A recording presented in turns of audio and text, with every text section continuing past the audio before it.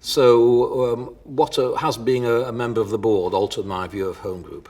And the answer to that is yes, it has in some ways.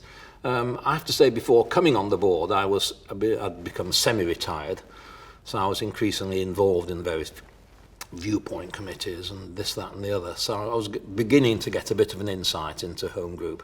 But certainly being on the board, first of all, I do realise that there is, from the top, an overwhelming intention of doing the right thing. I mean, there's no doubt at all that home group want the best for their customers, the best that it's possible to get in the current situation. So that view has been strongly reinforced by being on the board. Being on the board is a really good thing. It's really interesting. And I think, as I say, the overall impression is of home group as a well-meaning organisation that does try to do the best for its customer. But I also realise, as I mentioned before, that it is actually difficult.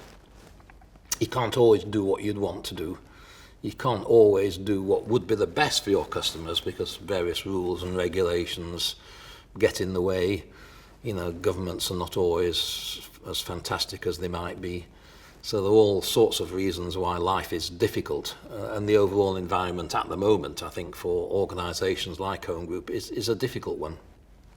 And I should say to anybody watching this that if anybody has any thoughts about becoming a customer board member, I'd really strongly encourage you to do it. Home Group does run a series of sessions called On Board, which is for people who are possibly interested in becoming on the board.